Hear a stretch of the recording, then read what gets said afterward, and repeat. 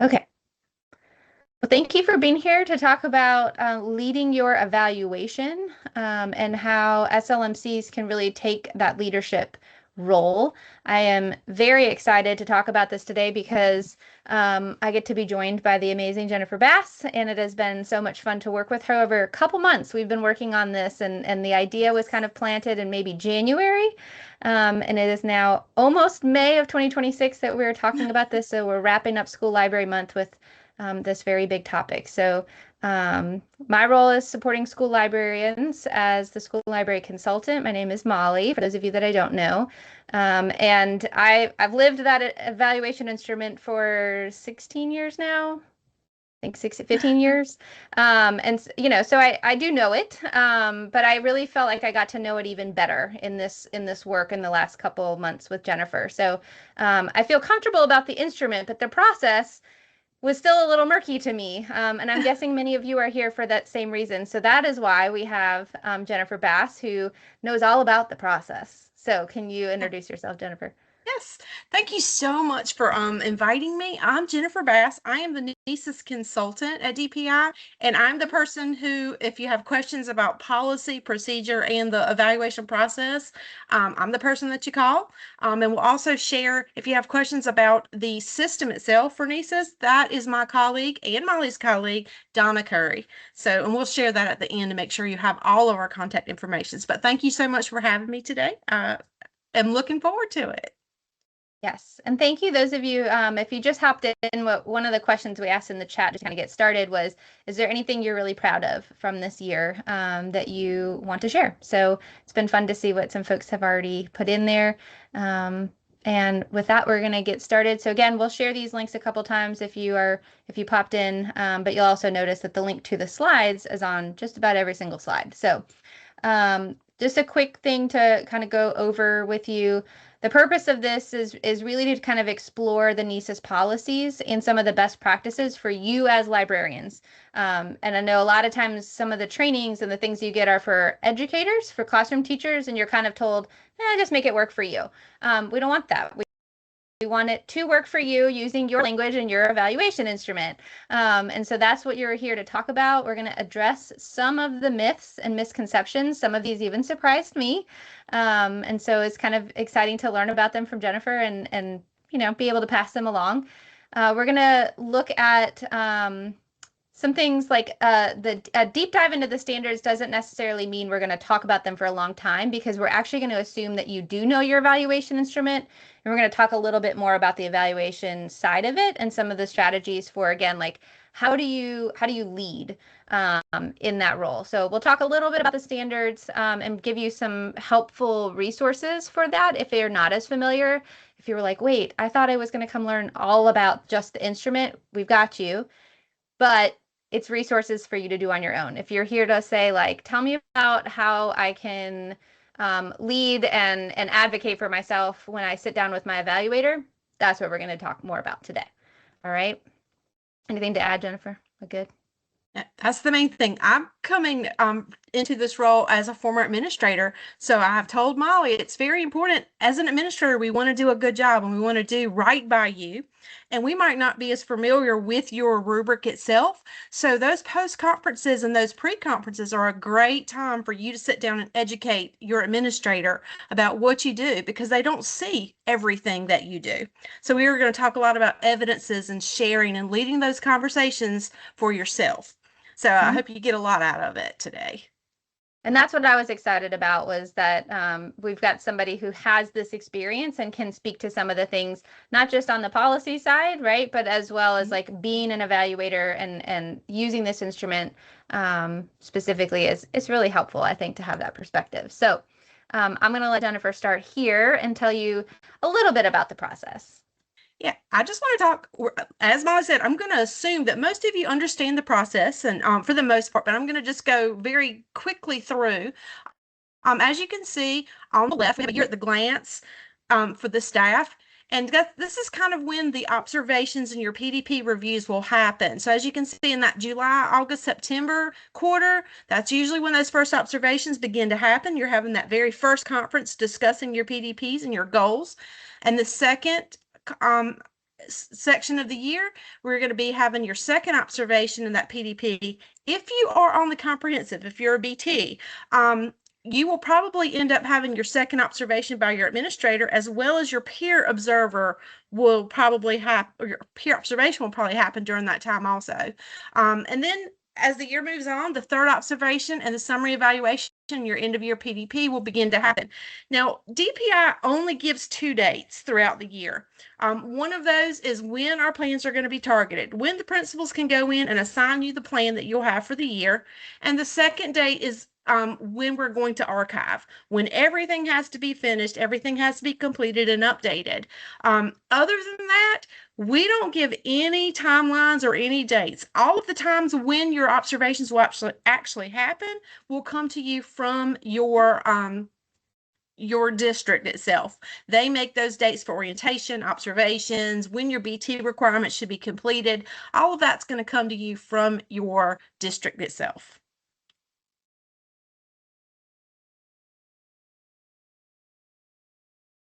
So now I just wanted to touch on the process itself. Most of you have probably seen this graphic in online, in any webinars you might have attended with me before.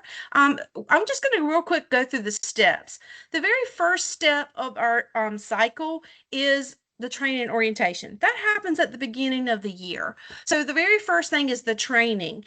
Any teacher, support staff, or any peer observer, any administrator, before they go into any classroom to do any observation, they need training on the rubrics, the process, and how that actually works. So that should happen at the beginning of every year. Just a quick training of the run through of the cycles and how it actually happens.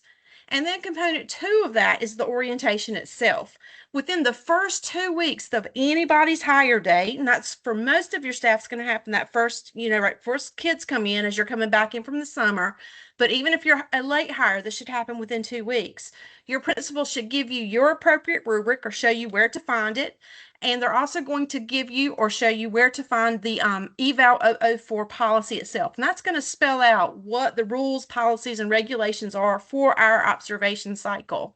And they're also going to give you that schedule for completing our process, which is what I told you your district is going to put together for you. They're going to give you those dates. When they're not going to say we're coming to your classroom on this date, they're going to say your first observation is going to happen within this time period. So they're going to give all of that to you during your orientation within the first 2 weeks of your hire date. And then we move into step 2, which is that self-assessment, the goal setting, which is where you do your self-assessment itself, setting your PDP goals, and a pre-conference. So component 3 is you are going to use the same rubric that you will be observed on, and you're going to complete that self-assessment. And that's going to help you kind of set your goals for the year. Where do I feel like I'm strong? Where are some areas I think I might need to grow? And maybe set some of my PDP goals based on that self-assessment itself. And you will be sharing that with your principal at the beginning during those pre-observation conferences. So as we're getting ready for your first conferences to happen, we move into component 4, which is that pre-observation conference itself. And the whole goal of that is you're going to set your principal up for that observation. What are they going to be seeing? What do you want them to know about your classroom, or what you're going to be doing that day, or why you chose to do that? What assessments might you be using? We're talking about advocating for ourselves. Be ready to talk through that with your principal or your observer before they come in. You're going to talk to them about your self-assessment, your professional growth plan, and you're going to talk to them specifically about what they're going to see for that block of time that they're going to come in and observe you. So then we're going to move on to step 3, which is the meat of our process, and that's the observation cycles itself. That includes the administrative observations as well as the peer observations that may happen if you are less than 3 years of employment in a district, or if you're a BT, you will probably be put on a comprehensive evaluation cycle. Now, just to be sure everybody understands, this comprehensive cycle has 4 observations. 3 of them are done by a principal or administrator, and the 4th one will be done by the peer. And those have to be formal observations. And as you can see on the top of component 5, there are two types of observations: the formal, which lasts 45 minutes or an entire lesson, and an informal is when they come in just for 20 minutes, so just a short little snippet, which is another reason you have to be really aware of what you want to talk to your principals about, because you're going to tell them all the things they didn't see in that 45-minute or 20-minute block that they're in your classroom. If you have been employed more than 3 years, you will be placed on a standard evaluation cycle, which is actually 3 observations, and only one of those has to be formal. And the other 2 can be 20 minutes. That's up to your principal. Only the first one will be formal. But those are the 2 types of cycles that you would be assigned to as a school librarian and media coordinator. So also in step 3, we're moving into that component 6. This is where our webinar today is really going to focus, is on that post-observation conference, because this is when, within the 10 days of having that formal observation completed, you're going to meet with your principal and you're going to talk through what they saw and maybe probably what they didn't see. This is where you're going to share evidences, you're going to bring artifacts, and you're going to talk with them about what they saw, and also what do you do in your school that helps to guide the goals of the school itself. What are the things they don't see when they weren't in there just for that little snippet of time? So as we move through to step 4, we've completed our observation cycle. We're going to go to component 7. That's the summary. That happens at the end. When we do observations, or your principals do observations, they're not going to talk to you about ratings. They're only going to talk to you about the rubric and the language of the rubric and how you move through from developing or proficient or on through that rubric. They're only going to talk to you about what they saw and as you're progressing in those descriptors. Component 7, the summary evaluation, is when they're actually going to take all the information that you shared and they're going to give you a summary rating score at the end of the year for each one of your standards. And the last component of our process is the PDP plan. You're going to take your scores that you got from your summary and everything that you've done, and you're going to create a PDP plan. There are 3 types of plans based on how you performed on your summative: the individual, the monitored, and the directed. So this is the full cycle, step 1 through 4, and how we move through it. But as I said, we're really going to be talking about the pre and post conferences today and how you can advocate for yourself and you can help your administrator to understand the full scope of your job and your performance throughout the year as a school media library coordinator. All right, and I'm going to turn it back over to Mollee. So if you have any questions about this, please do call me and contact me. Yep. So we're gonna talk through some questions and some myths, and just kind of some misconceptions around the evaluation. So I have some questions that I'm going to queue up for Jennifer, because she myth busted a couple things for me, and we're getting some really good questions already in the chat as well. So we are going to address some of those things. It's kind of like we built in Q&A, knowing that these are some things that kind of, before you can even like talk about the strategies, like these are the things that come up, because it's a space to air it, number one, to air some of these frustrations. And this is exactly why we wanted to have this, is because you are, to equip you to be that lead, to say, kind of like Jennifer said earlier, like you get to position, you are setting your principal up for this. So there are things that you should ask. And one of those questions that have come up already, before I move on to the next one, is, I was told as a media specialist, I'm on a standard. So is that true in every sense? Or if you are a BT support staff, as it says right here, you should be on a comprehensive. Mm-hmm. Yep. Yes. So that would be my wonder, Tiffany, would be if you moved from, if you were not a BT, if you had more than 3 years of experience, then yes, you would be on a standard. But if you're being told that consistently, and that you have not done a comprehensive, but you should have, that would be one of those things I would reach out and get more clarification from Jennifer. And also keep in mind that we think of this in the teacher, thought process, that comprehensive means you're a BT. But if you were a teacher before and you've moved into a new role as a librarian, your principal can choose to put you on a comprehensive because this is a brand new role for you. New Mhm. standards, new role, new responsibilities. So to support you, they may choose to put you on a comprehensive for a year or 2 years just to give you that support that you need, because this process was not designed to get you, it was designed to support you and give you the support that you need as you're fulfilling your role.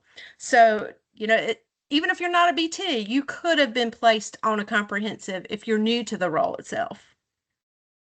So the next question that actually came up through the Padlet is similar to the same problem.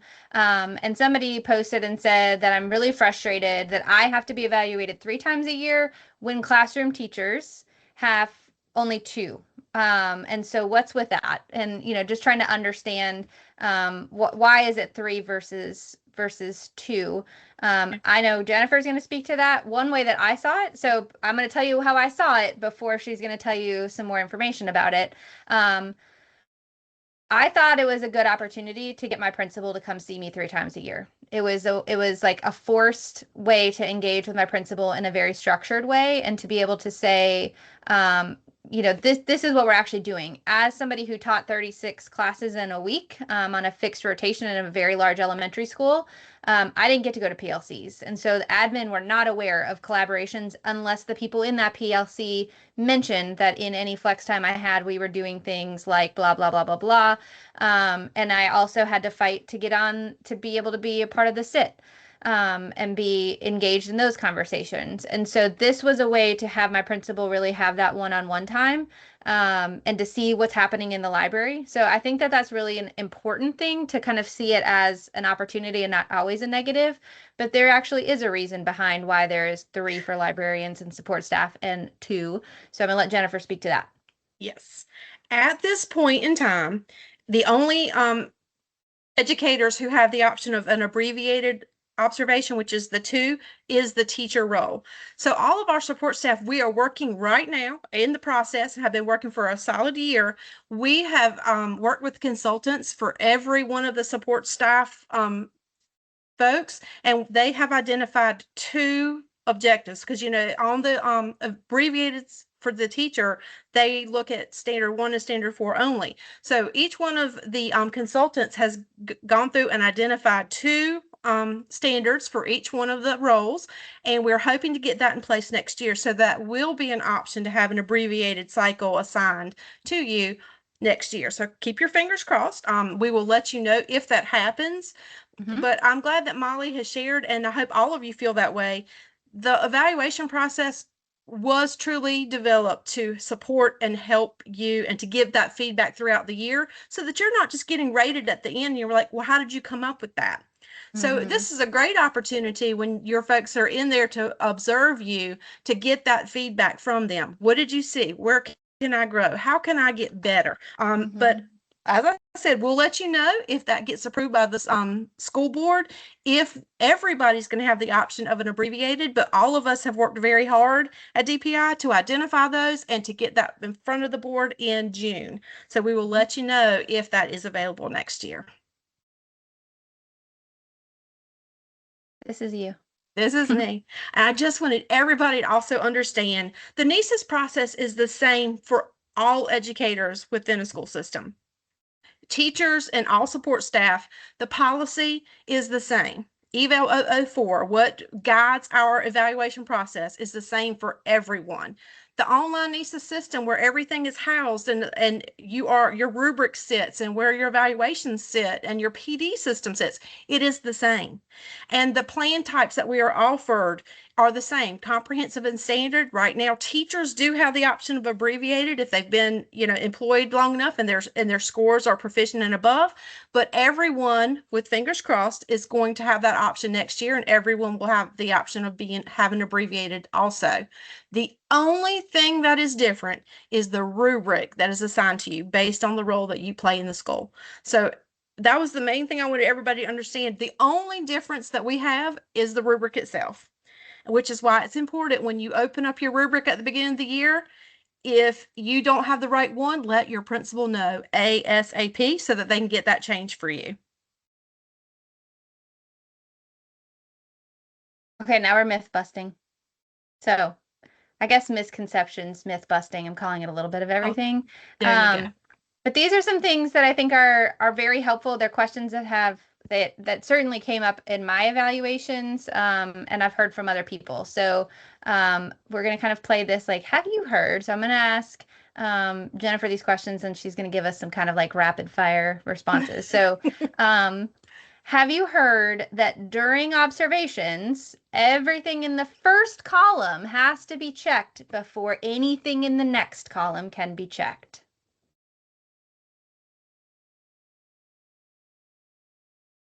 So A that's lot of false. people think this, but that is false. DPI did not set it up so that everything has to be checked in one column before you can move on. Because remember, this is a feedback. An observation is an opportunity to give feedback, and you are only checking what you see. Now, as an administrator, if I don't see something, you need to tell me. If there's something you want to share, because during your post-observation conference, if you bring anything that evidences artifacts, I can check boxes that I didn't necessarily see during that 45-minute or 20-minute time period. Now, I will say, some principals, if we have principals up here at all, some principals say, well, my district tells me I have to. If your district says you must check everything in one column before the other, please follow what your district's policies are. But it doesn't have to happen that way. So that one's false. Thought that was a very interesting one. Okay, so here's another one. Have you heard that if admin doesn't see it in the observation, then they can't mark it on the rubric? That is false. Also false. Okay, like I said, that's a short little block of time, and there are things that lead up to the decisions that you made. There are artifacts, there are evidences that you might want to share. There are other things that you said, well, before you came to my room, this is what happened. After you left, this was what happened.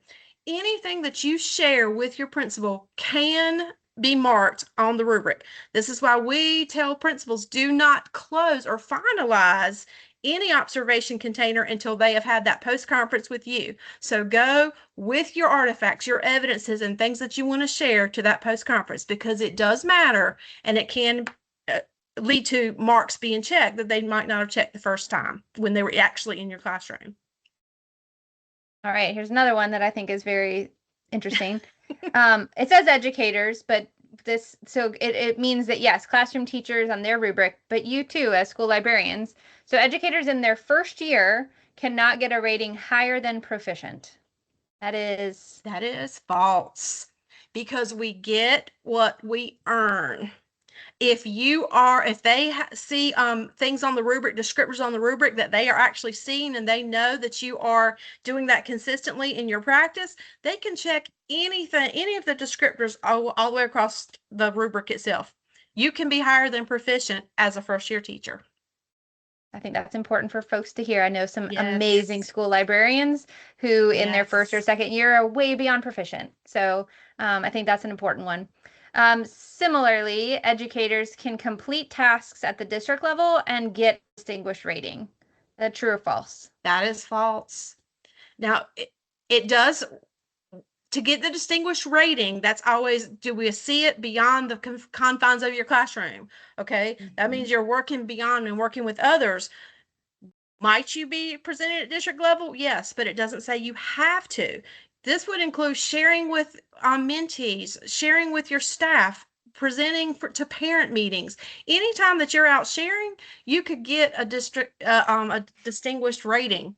So it doesn't have to mean you have to go present at a state conference to get there. Thank you. It's good, good for folks to hear. Can school librarians be evaluated? So I've heard this, and it actually showed up in the chat. School librarians can be evaluated using a teacher rubric. That is false. Also false. This is what your standards are different from that of a teacher. So you need to be evaluated using the school librarian rubric. If you open up your rubric or you open up your self-evaluation and it is not correct, let your principal know so that they can get that changed ASAP. Don't start it. It's a lot harder process to fix if you start it and then we have to delete it and start it over. Just close it up, let them know, and they can change that for you. But no, make sure you have the correct rubric. And it's okay if it does. Like if you end up not catching it right away, I happened to me. And so one of the things I learned from Jennifer is if it does happen, just know that it will take 24 hours in the system. Yes. So even if you go in to correct it, just don't be alarmed if an hour later you can't go do your PDP or they can't go fill out the right one. It does take a full 24 hours. I think that's important to know that it's in progress, but so don't stress too much if it happens to you. Just make sure you reach out as soon as possible so that the rest of the dominoes can fall from there. Exactly. And it can be fixed. It just close it up, let somebody know, we'll get it for you. All right. So the big thing there is just please make sure that you do not get started on a teacher rubric. It should say right on the very top about school librarians, our leaders. And so be sure to get started there. If you have anything else you want us to, kind of a myth bust, please feel free to either put it in the chat, or if you go on Padlet, we will see those and we will address them right on Padlet. So if you're like, oh, I forgot to ask that, or if you're watching the recording, put it on the Padlet. I'm getting notified anytime someone posts something, so we'll know and we can address those for you. So we've said this a couple times already, but we're going to move kind of quickly through the actual evaluation rubric. I know I heard Jennifer say some of the words that when yes, Karen, we're going to talk about it. I love that see, I knew these things are going to happen. And thank you. I promise I'm not planting you all in the chat to ask the right things. But yes, that is a very real thing. We're going to talk about it here in just a minute. But I think it's important just to remember that there's certain language that is specific to school libraries, and that can kind of be intimidating for administrators and for your evaluators who don't do this job. Those of you who are district leads, you do a wonderful job, and I know a lot of you go to things like the principal trainings in the middle of the summer or kind of for back to school, and you're always talking about these things. But yet we also kind of want to help make sure that the consistent language around the evaluation instrument is not something I feel like I was ever really taught. So that was another kind of bonus of getting to work with Jennifer. So I want to really quickly go through a couple things, and then we're going to move into some of those strategies towards this back half of the webinar. So the first thing is the evaluation rubric, the instrument that our evaluators use, there's the words, have 5 standards. And so a lot of times I get asked, do librarians have standards? Yes, we have standards. These are them. These are the 5 standards, okay? So just like I said earlier, if you open up your evaluation and you see educators or teachers demonstrate leadership, that's the wrong one. It's just that quick. Make sure you're looking right there at the top, because as you can see here, school library media coordinators is over and over right there. So these are what are considered our standards, okay? And then I heard element being used, and that's something that is right below a standard, right? So each standard has a couple elements, and we'll break those down here in just a second. So the element there is that green part that most of us are familiar with, and I guarantee you that most evaluators do not take the time to read. Helpful if you can pull out a couple keywords. I think that's important there. And you also have on the top of that bar, you've got the ratings, right? So we use words like proficient and distinguished in our myth busting. So if that's not something you're familiar with, ratings are up across the top. And then lastly, something that I don't know that I ever knew what to call it is what Jennifer called them descriptors. So now you have 3 vocabulary words about your evaluation instrument that your principals do know, because this is what they're using for everybody in the building. So they do know standards, elements, ratings, and descriptors, right? So these are just kind of helpful, I think, to know. And when we were talking about the columns earlier, do you have to have them checked all in the first column before you move to the next one? The answer we found out is that is false, right? And so that's helpful. If you have a descriptor that you're like, yeah, I do that, make sure you're ready to talk about it with your principal, either in the pre or post conference. So we looked at our evaluation rubric, and again, taking that big old document with all of its tiny little words and went, how can I make this what is like the main keyword for each of these things? And so we just kind of simplified it a little bit, but kept the heart of what each of these standards and each element means, okay? So this is where I'm saying we're going fast. So if you are not familiar with this, they are written here for you. There are speaker notes at the bottom of every slide. I intentionally shared with you the slides where you can see those speaker notes and it's not in display mode. So feel free to refer back to them. And then I have one more resource I'm going to share with you at the end that goes into more detail if you need to be more familiar with the actual evaluation rubric. Okay. But for standard one, we think leadership is like the main keyword, and you'll see that there's 4 elements. So we took that big green box, right, and kind of turned it into a quick sentence or kind of main takeaway for that element. Standard 2 is about access. And you could maybe come up with different words if you had a better, learning environment to me was another one here, but I thought about accessibility and that you have to have access to so many different things in that learning environment. And that has 2 elements. Okay. So again, just kind of stripping it down a little bit to the core of what each of these standards mean. Standard 3, too hard to pick one. one word didn't work here. So standard 3, I think, is very core, again, to who we are and what we do. It's about curation and inquiry, and these things go hand in hand, right? We curate resources, materials, spaces, learning opportunities to feed into our students' inquiry and to grow that skill. And again, access is part of that.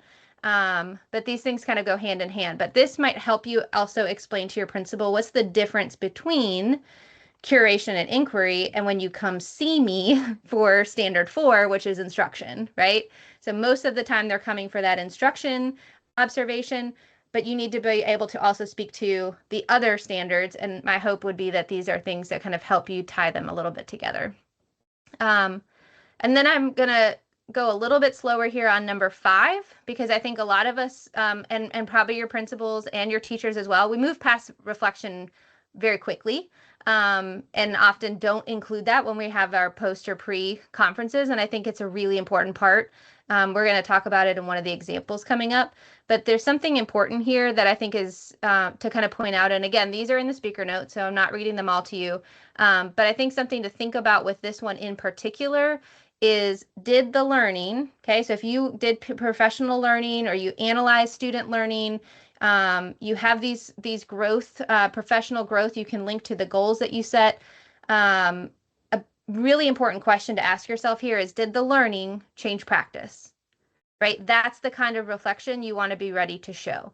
I attended this thing, I went to this professional development, it informed me in this way, right? And it changed practice like this, right? Like if you can articulate those things, you're hitting standard 5.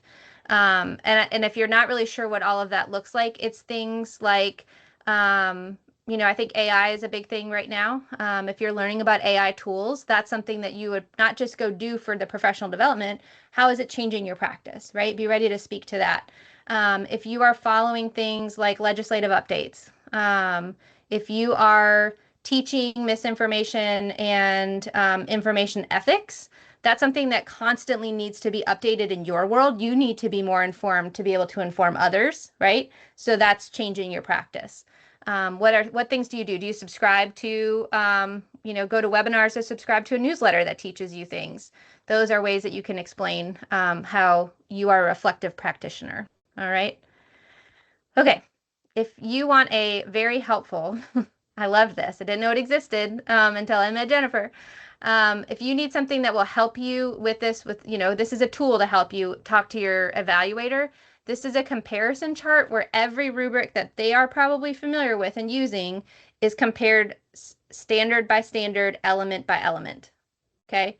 It's really, really helpful so that, yes, we lead just like classroom teachers lead, and we advocate just like classroom teachers advocate.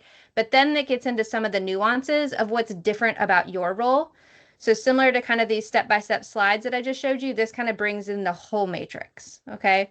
So if that's helpful for you to see, this is linked up here at the very top. And then on the very last slide of all of our slides has kind of a little bit of everything in one place. So it's also linked there. So this is like a DPI tool for you to use. I want to be really specific. It is a DPI tool for you to use. The next one was Mollee, the librarian, went, how can I put all of this in one place so you don't have to come back into 48 slides in order to find the thing that you were looking for or the language you were looking for. So I've kind of taken a lot of what we're talking about in this webinar and I put it in a Claude artifact. Okay, so it is relevant and somewhat aligned as a resource to help you in the current time that we're at, right? But I want to be honest and say a year from now, it would maybe need to be updated. And this really is the, kind of the audience of both you and your evaluator, but it's taking things like we just did with keywords and elements, and that's kind of your starting point. I'll actually switch over so you can see it. And so it breaks it down kind of again by these 5 words. And then if you scroll a little bit further, it's going to give you just a couple indicators or artifacts. Okay, this is something that I've done. And it might be some of the evergreen things. Like those are, if you ever look on like the last page of each standard, there's like a checklist of things that would make good artifacts. That's what you're seeing here. Those are evergreen, right? But there's a lot of things that we do, and I've seen librarians do and collect and use as artifacts that aren't in that checklist. Okay, so they're a little bit more of like a modern example or update might be some of like the digital dashboards that people are making with Looker Studio. That's not on that list, that checklist right now, but it's right here to kind of help you think about what are some of the things that I am doing and I'm collecting information on that I can use as an artifact. And then each of these 5 standards also kind of has a quick little like, why are librarians leaders? Why are librarians worried about access? So this gives you, again, a couple talking points. And then it goes even deeper, okay? And this might be something you could share with an evaluator if they're curious and they want to spend more time learning about your evaluation instrument. What should the evaluator look for? How is this different than a classroom teacher, okay? So again, this is not a DPI endorsed resource. This is Mollee just trying to find something that kind of collected it all in one place. All right, so hopefully you find that somewhat helpful. All right, I am so excited to hear that pointing folks towards this comparison chart is helpful. And I agree that sometimes just letting the principals know, like that might be one thing that unlocks some good conversation with your principal, is saying like, hey, did you know this existed? And maybe we should talk about ways that, I'm glad you're coming and seeing this, but let me point out some things that are different and unique about my position and pointing them towards that. All right, so we're going to run through some strategies. So when it comes to actually leading your evaluation, and as Jennifer said earlier, it's really important that you are setting your principal up for what they're coming to see, or what are they going to walk away with in your post-conference to help better understand what it is that you do and the impact that you have. The first one is to think about, and kind of all of the ones after this one was what I explained to Jennifer. I was like, I feel like I spiral all right back to this first one. So hopefully you find this helpful. But the first one was really thinking like, yeah. Switch back to your slide deck. We're still looking at Claude. Just so that this is just so good. I want to make sure that they see it. Thank you. You're welcome. All right. So this first one is mapping it before you meet. Okay, so I think probably all of you already do this. You come into it prepared, but really be taking time to think about your artifacts and then how do they link up or align to those standards and elements, and what's the story, because some things that your evaluator saw and there's things that they didn't, and you want to make sure you include more, right? I think it's this tip is really helpful to try to create a simple one-page document. And this is I'm coming from somebody who made a 5-page document because I thought every standard should have its own page. The reality after talking to some principals about our evaluation instrument is kind of the less the better. That's one of the strategies we'll talk about, but really be thinking about what's the standard, what's the evidence, what's the impact it had. So those kind of more cursive-y looking, handwritten looking font is supposed to serve as an example. So if you're going to talk to your evaluator post-conference, you might say something like, just jotting down things like standard 1, my evidence for standard 1 leadership, my evidence was PLC agendas, right? Maybe you're lucky and you get to go to PLCs, and you can show how you did a co-planning with a specific age group or team. And then make sure you do this last part. Be sure to have a sentence or a quick takeaway of what was the impact of that, right? It's great you did it, but what's the impact of it? That's what they're going to be listening for. And then, same thing, you could kind of run through all the standards. I would not hesitate. I wish I had AI when I was doing this more than 5 years ago. and being able to kind of think through some of these things and how does align. So if you do use an AI platform, it can be very helpful if you bring in your evaluation instrument and say, help me think through blah, blah, blah, right? What is the standard? What's the element? How do I show my impact? So those are kind of helpful. I talked to you in looking at Claude about some of the, what I'm calling evergreen artifacts. Okay, so the things that show the work that you did, but don't miss that there are more modern artifacts that you could include too. Okay, so there are more in the Claude artifact that I showed you, but these slides give you 3 to 4 per standard that you might want to consider when it comes to what would you talk about or what would you show as evidence for each of the standards. Okay. So I'm going to go through them kind of quick. I'm sorry if I'm going to make you sick, but they're here for you again as a resource. And again, hopefully they will spark something. You're like, I have that. I do that. I just haven't spoken to that. And that's exactly the standard that I need to talk about it with. So just again, I think when it comes to things like standard 5, we often think of things like our professional growth plan, because we're going to turn that in, right? Like that's natural. That's part of it.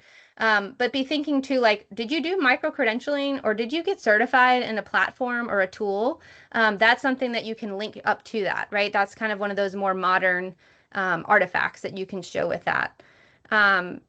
If you have any thoughts after you've looked at these, and there's some things that you would add that were not included, please let us know, because I think it's important that we share these things. A lot of it is what I've seen in getting to work with so many different librarians, but if there's something that we missed that you think other folks would enjoy considering as a good artifact, let us know on that Padlet so that our friends that watch this on demand later will be able to learn about it as well.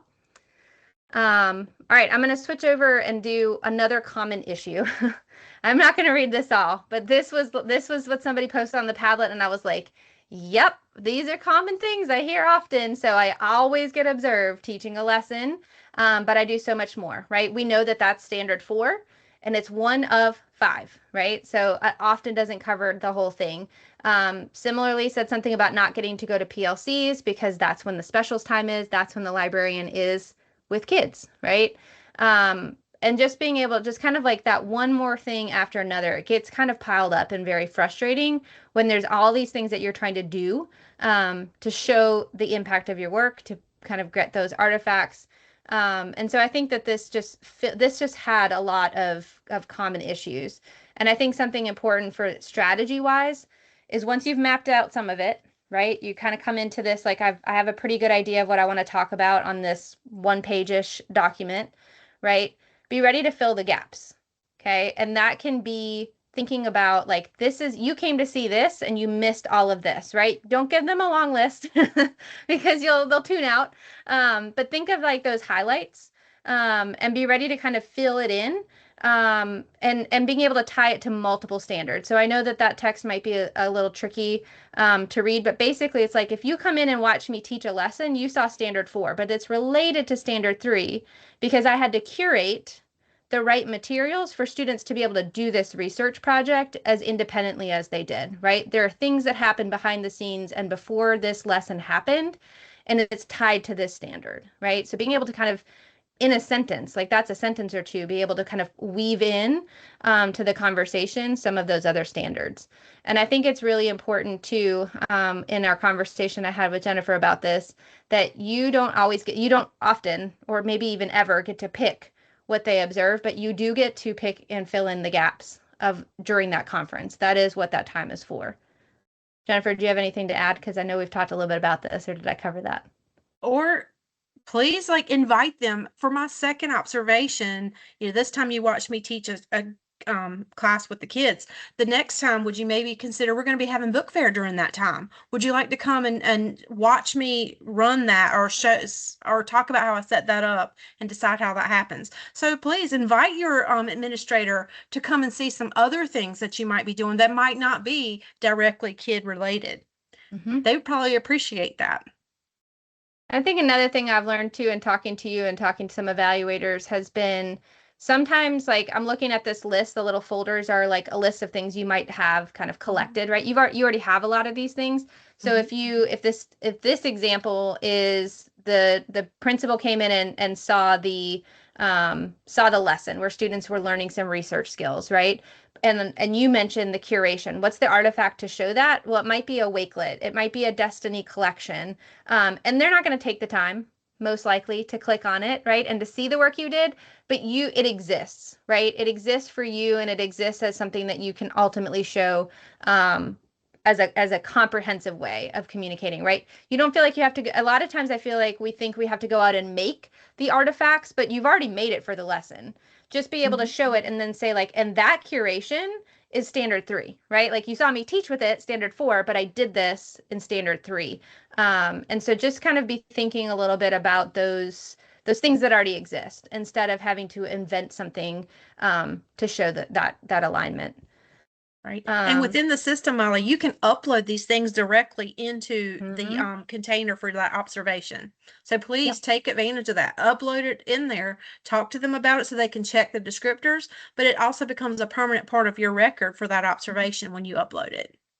And I'm glad I had a principal that told me that early on, that once I started making that portfolio and to bring these things to the meeting, my principal said to me exactly that. Make sure that you upload these because you're going to want them as a record of your year. And that was really good advice. And again, this is looking at standard 5. Like that's a hard one. That one tends to be a trickier one to be able to explain. And so these are just a couple ideas of how you might include that in terms of filling in the gaps. Just based on time, I'm going to kind of move forward so we get to all the strategies. But similarly to what we're talking about and the other example that I just showed, Christy Sartain, who is the past president of NC-SLMA as well as the district lead for New Hanover County Schools, she shared this on the Padlet. And I think that this is really great example of how important it is to have somebody who can advocate at the district level and being able to she's working with her HR department to kind of work with administrators on, you can come watch a lesson, but here are 2 other things that you might be able to do. So to kind of build it into the rotation as much as possible. And I think that that's kind of an interesting way. And not all of us can do that, right? I was a school-based librarian. There's no way that I would be able to make this district level change. But sometimes it's just helpful to kind of hear what other folks are doing and some of the progress that's being made. So I thought that was kind of a great example and appreciate that she shared that with us. All right, strategy 3 is thinking, again, like I said, all of these can kind of circle right back to, coming into it mapped out, but be ready to translate your work into impact. I know for a fact, you lose your principal when you come in with here's my laundry list of everything I did. This is my activities since the last time we talked, right? Even if it's a bullet list, they don't want to hear that. Like they really don't. Maybe they do. Maybe I'm being too general, but I feel like I'm looking at Jennifer laugh, and so I know she's probably like, yeah, we don't really want to hear that. Am I right? I mean, it helps me to understand, but this is going to help me understand more because really what I want to know as a principal, how are you helping me to meet our school-wide goals for our students? So yes, this is going to be so much more impactful. Maybe what you need to do is both. Have that be the top of the list, right? And this is the thing I want to talk to you about, but here's the list of everything I can't talk to you about because we don't have time, right? Like still producing that list because sometimes it feels really good to be like, you didn't even know I do all of this.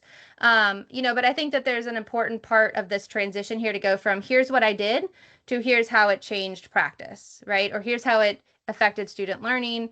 Again, these are just a couple artifacts for what does that look like. And I think another thing that I've learned both from Jennifer and talking to evaluators is that they are looking for a consistent shift in practice or a culture shift. They're not just going to be like, oh, you collaborated one time, I'll check the box, great job, right? No, they want to look for consistent culture of collaboration with the library. Yes, thank you for making that point. Because it has to be consistent. You can't say I did that one time, so now I'm distinguished. It doesn't work that way. You have to consistently have that a part of your practice to be able to check that at the ratings at the end. It can be checked the time when it happens, but the ratings won't be affected. All right. This one was one that, again, advice to myself. So I'm passing it on as advice to y'all. Curate a story. because data dumping is also a lower effective strategy. We think sometimes like that's how they speak. We just gonna need to give them a whole lot of data. And I would print out circulation reports, and I would print out average age of collection, and I'd come with all of it, right? And that is not necessarily the most effective. It's not necessarily evidence, right? It's just information. But curate a story. It's what we do. It's like a super skill of ours is to be curators and to be storytellers. And so really be thinking about a rule you might want to follow could be 1 or 2 artifacts per standard, right? Or maybe you've got a big thing that you want to talk about and how you can weave in multiple standards and a couple artifacts to show it, right? And so just be thinking about things like a portfolio with images and bullets or social media posts. If you are already posting things about your media center and your programming online, use them, right? Link to them. That can be part of your conversation because it's also great PR for the school. And so the principal, if they're not following or they might have missed some of those things, it's a really great way to kind of curate that story, right? And I'm going to show you, Jennifer thought it was cute, so I kept it. But one of the things that any storyteller will tell you is that good storytellers show rather than tell. And so if you are coming in kind of on that left column of all of the reports and just kind of the things, the data points to talk about, you're not going to get their attention and kind of maintain it in the same way as if you bring in things that show the impact, that show the work that you're doing, right? And so, yes, AI made this, but sometimes it's as easy as screenshots. If you can grab a screenshot from, feedback you got from a teacher after a PD that you did and how it has, they're using something with students as a result of it, like screenshot it, right? Put it in your folder. That's a really good talking point. Yes, it's words, but it's somebody, you're showing it to show what somebody else has to say about it. And I think that there's power in being able to kind of show the visual of it. And that's something that I did. So I've linked here for you my kind of year in review of what that looked like. And you'll see that's heavy on the visuals because those were things that my evaluator couldn't see all the time, but I would like for the evaluator to see. And then the bullet points so that we could have a quick conversation about what that looked like in action, right? So you can do things like this in Google Slides, in Wakelet, in a Google site, but you can also put it in, kind of places where anywhere where you feel like you can capture those images, those artifacts, any links, and the kind of key ideas that you can organize by standard, by time frame, right? And not necessarily just kind of a giant list of everything you've done. It's overwhelming for you, and it can be kind of overwhelming for those conversations. This was a great example. I'm going to move past it right now, but you've got this, hopefully you're seeing it live. Like, this is what I mean by if it's already on social media, like, just use it. This is a great example of learning that was happening in the library that the principal might not have seen. And I just thought that was a really great way to kind of capture it and show rather than tell, right? Just that's all they would need to pass along. The last thing, for sake of time, is this is similar to what we're going to talk about and what we've been mentioning, but just really be specific about those standards, referring back to them, and being really specific when you talk about it with your evaluator. I think it's something that we naturally think like, well, and that's why we're doing it this time of year. If you're watching us live, is we're thinking this time of year, like, well, what did I do? And how can I capture it all? But I think a good question to ask yourself for your evaluation is, how did I demonstrate these 5 standards, right? So it's not just an August through May or September through June kind of conversation, right? But it is really about how did I show up professionally? What impact did I have? And I think that it will help you feel a little bit more aligned and kind of sticking with that conversation, because it tends to go fast, those conversations. 2 quick ones that are pretty self-explanatory. Collect as you go. Build yourself a little system for saving photos, whether it's a photo folder in your camera, something in your drive, or even if you just schedule something monthly, like every Friday at the end of the month before I leave the building, I'm going to do a quick blah, blah, blah, right? Or if there's some kind of flex time you have in your schedule, pop something in there that says portfolio prep, and just, kind of get in a consistent vibe of it, right, or flow of it, tends to help a lot as well. And then this is something I mentioned earlier. Faith Huff, who's also a past president, so yay for leadership, of NC SLAMA, she shared this amazing slide deck. So if we've gotten to the end of this and you are like, this is great, but I need to know more about this evaluation rubric, we've given you a couple tools and things here in this slide, but Faith's is very comprehensive and it's also very self-explanatory. It was very generous of her to share it with us. So you'll find that linked here, as well as on our very last slide, which has all the resources in one place. So I'm going to end with this last one, which is a final strategy of inviting your evaluator into the work. This also comes from a very real place. Both Jennifer and I talked about this, that you can turn this evaluation into an opportunity to partner with your principal, instead of it feeling like a performance review, right? I did not know the first thing about action research. And I was like, I don't know how to do that. And it was never a box that was getting checked. And I had a conversation with my principal about that. I said, I don't know what that looks like. I don't know what data I have access to.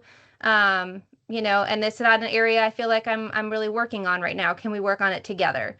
And that was a game changer. It really did build a stronger relationship between me and my principal. It helped her learn more about the evaluation rubric. She kind of got more curious about some of those things that were different on mine, because she's like, wow, action research. I didn't know that our librarians should be doing that. It was just a really an interesting way to kind of build knowledge about the evaluation rubric. And it helped with buy-in, right? And so she was finding new ways to kind of work with me and bring me into the fold on some things. And so I really encourage you to consider that if you're struggling in some area, whether it's you're struggling or you're struggling for your evaluator to understand it, sit with them on that, invite them into kind of that struggle. And I think that it's probably a struggle for them too, right? And so it's a chance to learn more about it together in a little less intimidating way, because I think about that often, how principals kind of need to know everything all the time about everybody and so much more. And it's just like, then you think about, you're the only one with that rubric, and that's a lot for them because it's a lot for you. And so, kind of going into it with a little drop of empathy as well, thinking about everything that our principals do kind of navigate. It might just kind of help them feel a little bit more comfortable and confident in what they don't know about your rubric. So I think that's kind of a good strategy to end on.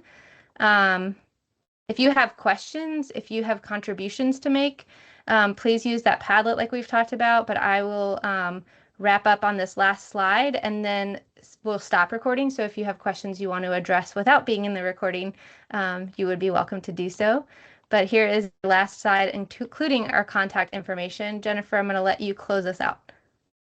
Okay, as you can see, if you have any questions about policy and procedure, it is me. And Donna, if you have questions about the NCEES system itself, like how to get into something, if you have the wrong rubric, Donna can help out with those things. And of course, Mollee. Mollee has put everything up here and where you can go search for some resources. And if you have not had a chance to go to the NCEES website, do that also, because that has all of the information about all the rubrics, and that comparison chart is found there. And I will tell you that Mollee and I have worked together on this one for you guys, but we're also working on one for the principals and the evaluators themselves, so that we can help educate them a little more so that they know what kinds of questions to ask you. So that is coming. So we appreciate you coming, and thank you for inviting me, Mollee. I've enjoyed working with you.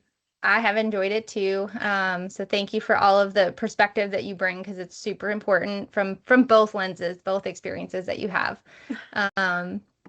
So recording has